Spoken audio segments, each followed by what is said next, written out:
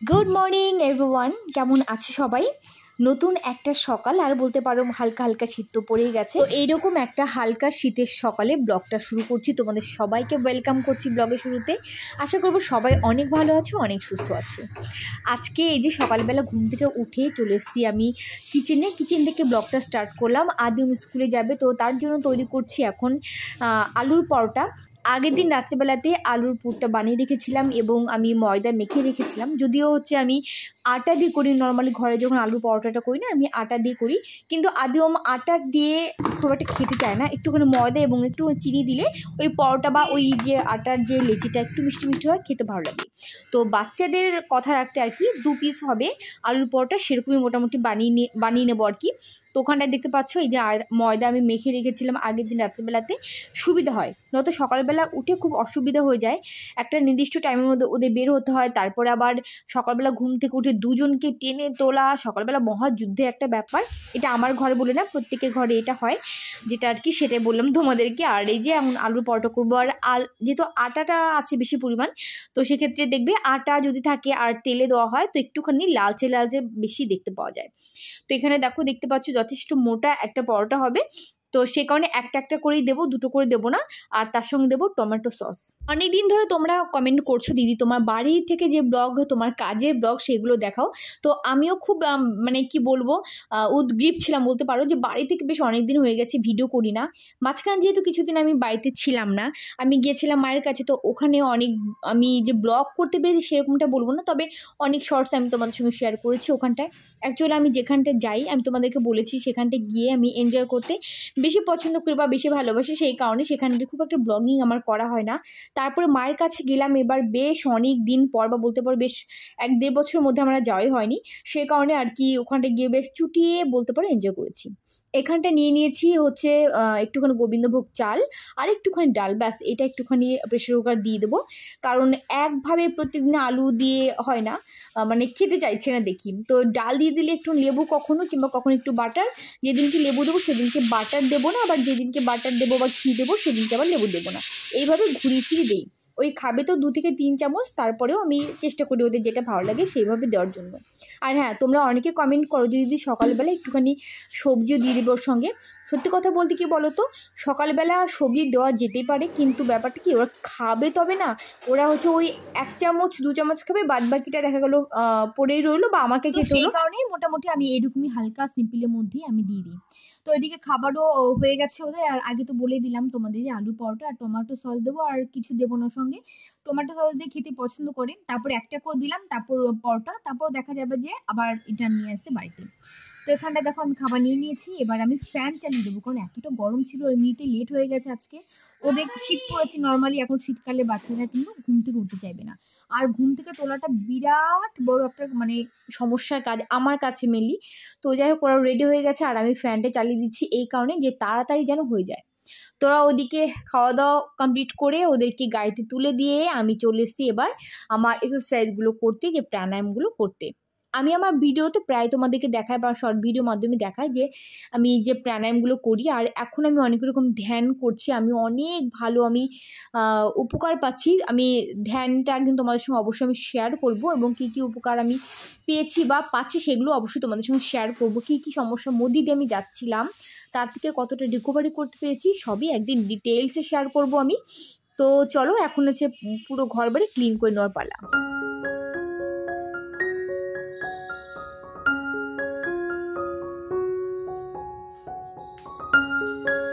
মাঝে মধ্যে ভাবি এত ধুলো কোত্থেকে আসে ভাই, আমি বুঝে পাই না। আবার ভাবি যে এটাও তো বলাও আমার ঠিক নয়, কারণ একদম রাস্তায় পাশে বাড়ি, আমার বাড়িটা এমন পজিশন, আমার সামনেও রাস্তা এবং পাশেও রাস্তা, আর পুরো একদমই ওপেন, আর জানলা সবসময় আমি খুলেই রেখে দিই। আটকে ওই গুমটি অবস্থায় আমার একদম থাকতে পারি না, আমার সাফোকেশন হয় আমি, সে কারণেই। আর ধুলোবালির পরিমাণটা একটু বেশিই আসে। আর কিছু কিছু জিনিস এমন আছে না, যেগুলোর ভিতর ধুলোবালি জমা হলে ক্লিন করাটা বড্ড সমস্যা হয়ে যায়। যেমন এই যে মাল্টি কালার যে র্যাকটা দেখতে পাচ্ছ, এটার ভেতর মানে খাঁচকাটে যে জায়গাগুলো রয়েছে, স্ট্যান্ডগুলো রয়েছে, এর ভিতরে এত পরিমাণ ধুলো জমে যায় না, মানে ক্লিন করাটা ইম্পসিবল একটা ব্যাপার হয়ে দাঁড়ায়। তারপরেও কয়েকটা দিন বাদে বাদে ক্লিন তো করতেই হয়, আর না যদি করি কি বলবো, সে ঘরের দিকে তাকানো যাবে না। আমি যেহেতু 7-8 দিন বাড়িতে ছিলাম না, 7-8 দিন পরে যখন আমি ফিরে এলাম, মনে হচ্ছে যে আমি 7-8 বছর ঘরে নেই। ওই 7-8 দিনের মধ্যে ধুলো বালি পরে টিভিটার উপরে মানে ব্ল্যাক কালারের স্ক্রিনটা, ওটা মনে হচ্ছে পুরো হোয়াইট হয়ে গেছে। বেডসাইড টেবিল, তারপর সমস্ত জায়গা ধুলো বাড়িতে পরিপূর্ণ, মনে হচ্ছে বাড়িতে কেউই মনে হয় থাকে না। আমি তো দেখে অবাক, আবার অবাক হওয়ার পরেও আবার ভাবি আমি এটা নিয়ে কেন অবাক হই, এটা তো প্রত্যেকবার একই প্রবলেম না আমি ফেস করি। যাই গিয়ে চলো এখন র্যাকটা একটু ভালো করে ক্লিন করে নেব। আর ওই যে বললাম যে স্ট্যান্ডগুলো রয়েছে ভিতর ধুলো জমে যায়, খুব ভালোভাবে ক্লিন করা যায় না, যতটুকু পারলাম ততটুকু ভালো করে জল দিয়ে মুছে নিলাম। কোন ডিটারজেন্ট দিন, এরপর দিন সমস্ত র্যাকটা ভালো করে সব খুলে নিয়ে ডিটারজেন্ট দিয়ে তারপরে ক্লিন করব। এখন আপাতত এইভাবে রেখে দিলাম, আর এর উপরে যা যা ছিল মোটামুটি সেগুলো এখন রেখে দেবো। আর এই নতুন মানি প্ল্যান্ট গাছটা কিন্তু হয়েছে, এটা কিন্তু ছোট্ট ছিল, একদম বেবি প্ল্যান্ট ছিল, সেখান থেকে মোটামুটি কিন্তু গ্রো করেছে। আর এই মানি প্ল্যান্টটার কালার মানে পাতাগুলো কালার একদম ডিপ সবুজ রঙের, এত ভালো লাগছে। এর আগে যতগুলো আমার ছিল মোটামুটি একটু হলুদ ছিল মাঝখানে, কিন্তু এটা পুরোপুরি একদম ডিপ সবুজ। ওই ঘরে বেড কভারটা চেঞ্জ করিনি, বেড কভারটা ভালো করে ঝেড়ে আবার পেতে দিয়ে আসলাম। আর ডাস্টিং ক্লিন যা যা ছিল সমস্ত কিছু করে চলে এসেছি এই ঘরে এসে কিন্তু আজকে বেড কভারটা চেঞ্জ করবো না, বেড কভারটাও ঝেড়ে দেবো, আগামীকাল চেঞ্জ করব। আর এখানটা ওই যে বললাম সকালবেলা মহাযুদ্ধের সমান হয় আমার, এলো মেলো সারা ঘর থাকে। যতক্ষণ পর্যন্ত আদিও আমার হাজব্যান্ড অফিসে না বেরোচ্ছে ততক্ষণ পর্যন্ত মোটামুটি বলতে পারো যে আমি কিছুই সেভাবে করতে পারি না। তো এখানটা আমি অলরেডি ধুতেও দিয়ে দিলাম, জামা কাপড়গুলো ধুতে দিয়ে তারপর ওইদিকে আবার যাবো কিচেনে। এদিকে মাসি কিন্তু কাজ করছে, মাসির সাথে কথা বলছি, আর এদিকে আমি জামা কাপড় ধুতে দিয়ে দিয়েছি। আর এখন যেহেতু খুব একটা রোদ ওঠে না, হালকা হালকা রোদ ওঠে, আর যত স্পিন করে দিই না কেন, যদি একটু আগে না মেলে দিই না, তো সেক্ষেত্রে দেখা যায় ঠান্ডা মানে ভেজা ভাবটা এখনও মানে তখনও পর্যন্ত থাকে, মোটামুটি একটু ভালো রোদ যদি না পড়ে। তো সেই কারণে আর কি যেটা করি আমি একটু আগে ধুয়ে দেওয়ার আমি চেষ্টা করি সকালবেলা উঠে।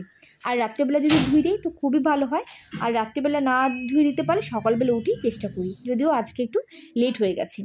আর এখানটা ওই যে মাসির সাথে কথা বলতে বলতে ভাবলাম এই র্যাকটাও একটু ক্লিন করে নিই, বেশি একটু নোংরাও হয়েছে, নোংরা বলতে ধুলো।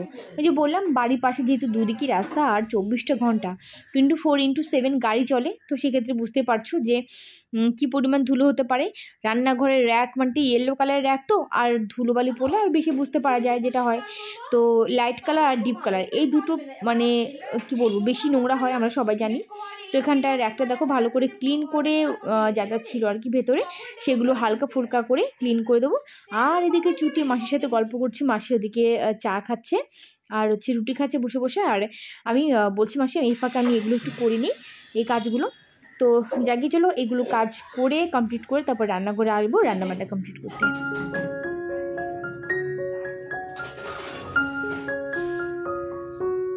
ইউটিউবের প্ল্যাটফর্মে না আসলে হয়তো জানতেই পারতাম না যে এতজন মানুষ আমাকে ভালোবাসে। হয়তো আমার ভিউ অনেক হয় না, বা দেখা যাচ্ছে আমি অনেকের কাছে হয়তো এখনও পৌঁছতে পারিনি, সত্যি তাই। তারপরেও যে কজন আমার ভিডিও দেখে সত্যি তারা মন থেকে ভালোবাসে, এটা আমার মনে হয়, এবং এটা মানিও বটে।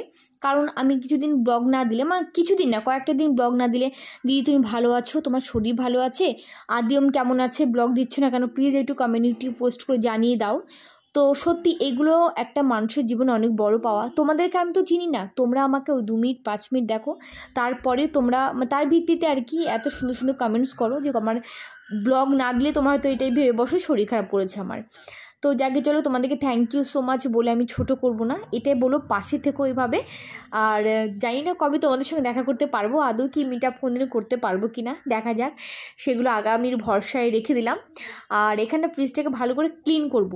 আর জানো তো ফ্রিজটা না, আগে যে ফ্রিজটা আমার ছিল এই ফ্রিজটা হচ্ছে ভীষণ সুন্দর, মানে কি বলবো মানে খুব একটা নোংরা হতো না, বা বলতে পারো একদম পরিষ্কার, একদিন ক্লিন করলে অনেক দিন পরিষ্কার মানে ঠিক চকচক ব্যাপারটা থাকতো। আর এই ফ্রিজটা সেটা নয়, এই ফ্রিজটা দেখা যাচ্ছে 2 দিন যদি আমি ক্লিন না করি 3 দিনের দিন দেখা যাচ্ছে মনে হবে কত পুরানো একটা ফ্রিজ।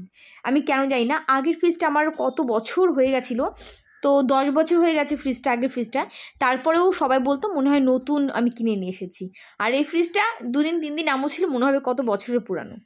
আর এদিকে ভাত মানে জল বসিয়ে দিয়েছি ভাতের হাঁড়িতে, আর এবার দিয়ে দিলাম চাল, আর হবে ভাত হবে, ডিমের তরকারি হবে, আর তার সাথে হবে হচ্ছে মুসুর ডাল হালকা করে, আর তার সাথে হবে এবছর প্রথম হচ্ছে মূলো শাক ভাজি। ব্যাস। ফ্রিজের ভিতরে চারটি ডিম ছিল আর কি, 4টি ডিমই বের করে নিলাম। তো আমি ভেবেছিলাম আর বেশি ছিল, কিন্তু 4 পিসই ছিল। আর থ্যাংক গড আমাকে আর দোকান যেতে হলো না। আর ফ্রিজের মধ্যে মাছও ছিল, কিন্তু আজকে মাছ করবো না, ডিমের তরকারিটা করবো। বেশ অনেকদিন হয়ে গেছে ডিমের তরকারি খাওয়া হয় না, তো সেই কারণে আর কি ডিমের তরকারিটাই করা।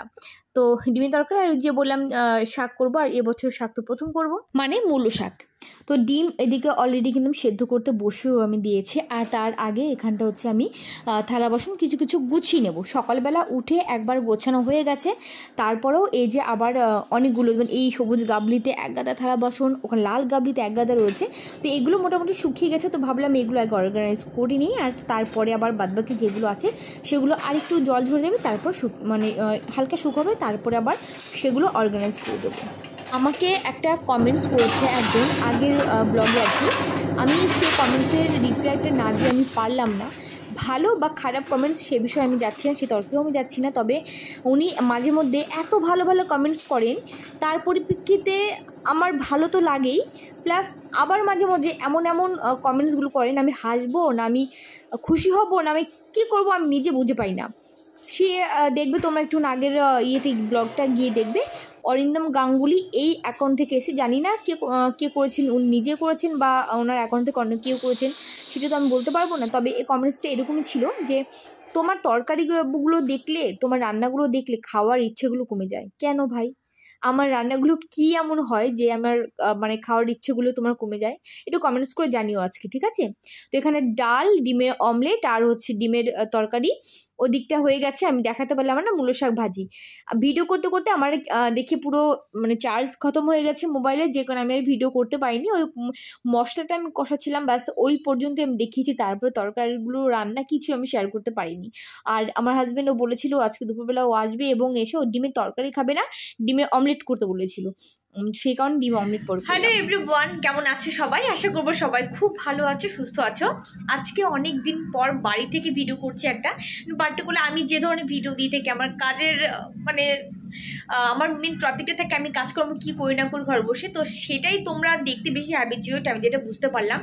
কারণ এতদিন তো আমি মার কাছে ছিলাম, বেশ কয়েকটা দিন কাটিয়েছি, তারপরে সেখানকার ভিডিওগুলো আমি পোস্ট করছিলাম কন্টিনিউসলি। লাস্টে যে ব্লগটা তোমাদের সঙ্গে শেয়ার করছি সেখানে তোমরা অনেকেই কমেন্ট করেছো গিয়ে খুব ভালো লাগছে, খুব ভালো লাগছে, প্লাস হচ্ছে বলেছো যে তোমার বাড়ির ব্লগ কবে দেবে, বাড়ির তোমার কাজকর্ম করার ব্লগ কবে দেবে।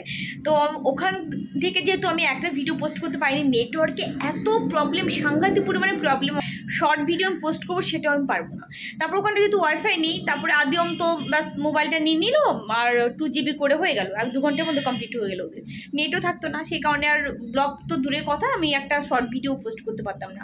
তো সেগুলো বাড়িতে এসে তারপরে এখন আমি সব ছাড়ছি এক এক করে। তো তারপরে তোমরা দেখছো বাড়িতে সমস্ত শর্ট ভিডিওগুলো তোমাদের সঙ্গে দিচ্ছি, বাট লং ভিডিও একটা করা হয়নি।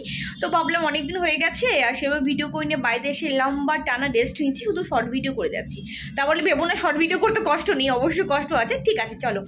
তো যাক গিয়ে এবার আমি রান্নাবান্না কমপ্লিট করে এইমাত্র উঠলাম, এবার স্নান করতে যাবো, রান্নাবান্না কমপ্লিট করে আসলাম। ওদিকে মেশিনও আজকে অনেক লেট হলো ধুতে, কেন বুঝতে পারলাম না। তো এখন জামা কাপড় মেলে দেবো, আর কিচেনও পুরো ক্লিন করা কমপ্লিট আমার। আর হ্যাঁ, রান্না করতে করতে মোবাইলে চার্জ শেষ হয়ে গেছিলো, যে কারণে আমি আর ভিডিও করতে পারিনি। ওই ডিমের তরকারি, ডাল আর হচ্ছে আজকে অনেক দিন না, এই বছর প্রথম খাবো মূলো শাক, সেটা রান্না করলাম।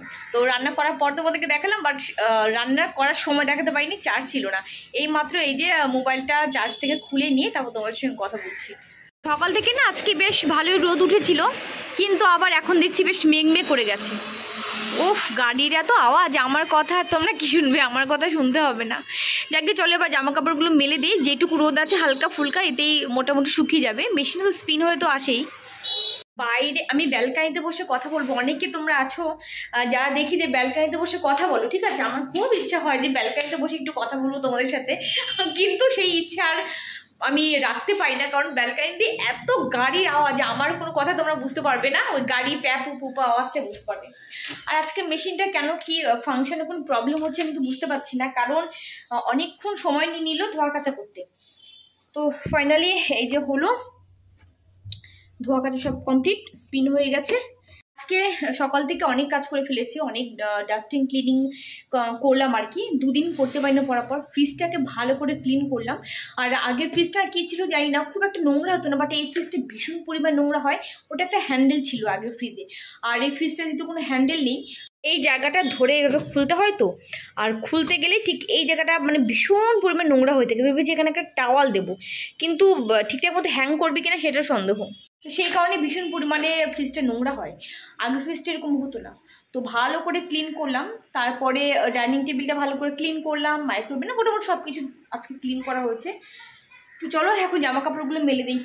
জামা কাপড় সমস্ত কিছু স্পিন এদিকে হয়ে গেছে, আর মেলে দেবো। আর অনেকটা সময় আজকে লেগে গেল, জানি না এর কোনো ফাংশানে কি প্রবলেম হলো নাকি। আর আমাদের এখানে জলে এত আয়রন না, জলের যে কোনো জিনিস যেমন ওয়াটার পিউরিফায়ার তো টেকে না, কদিন পরপর খারাপ হয়, তোমরা দেখেই থাকো। তারপর আবার গিজারটা খারাপ হয়ে গেছে, তো সব কিছু মিলিয়ে ওই একটাই প্রবলেম, জলে এত পরিমাণে আয়রন, এটাই।